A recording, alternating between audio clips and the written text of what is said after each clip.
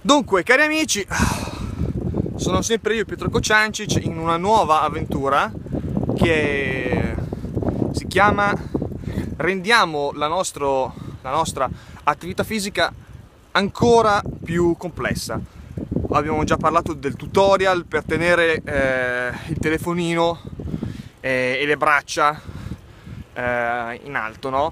Che ha riscosso un sacco di successo, che tutti noi sappiamo, ma quello che non sapevate è che ho ricevuto almeno 3 mail, potrebbero anche, per secondo la questura sono 0, ma non importa, ben 3 mail che mi dicono però Pietro, mi sembra che sia un po' troppo facile, no? Cambio.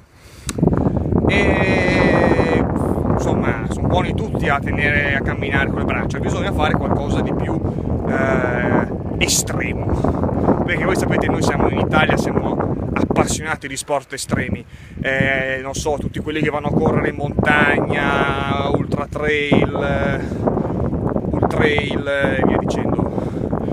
E quindi ho detto, avete ragione, ho scritto tutti, avete ragione. Secondo la questura non ho scritto nessuno, perché nessuno mi ha scritto lettere, ma la questura, dai, sappiamo come la pensa. E saluto. Allora ho detto, sì, è vero, possiamo fare qualcosa di diverso, quindi andiamo, cambio, e lo facciamo lo stesso esercizio, però andando in bicicletta. Qui ci sono un po' di polli che poi potete vedere,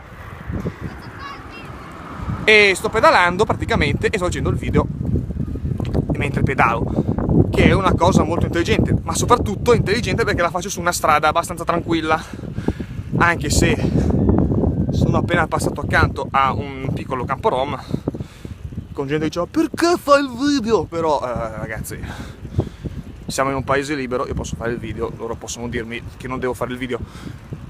E cambio.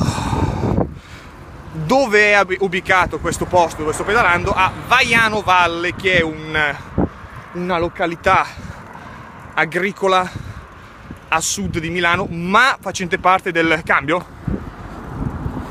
comune di Milano.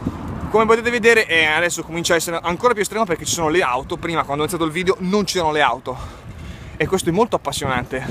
Adesso vedremo in quanto tempo morirò, penso abbastanza presto. E comunque sto per entrare nella grande città, più o meno all'altezza di Vigentino, quindi Viale Ripamonti, quella zona lì. Sono circa le 5:30, forse un pochettino prima, un pochettino dopo, ma sapete come sono fatte le 5:30, appaiono quando gli pare e piace. E allora pensavo che potesse essere anche intelligente fare una bella panoramica di quello che sto vedendo intorno a me. Zaccheta! Vedete, contrasto fra la natura e l'urbanizzazione, e insomma, perché una cosa importante è anche fare queste cose in un bel posto, tipo vedete qua questi bei rifiutelli, in un posto bello, e così alleni anche la mente, lo spirito, quindi alleni le gambe perché pedali, giustamente. Non ho mai visto nessuno pedalare con le mani, ma me l'hanno raccontato, e quindi un giorno andrò a vederli. Si trovano tutti in Papuasia.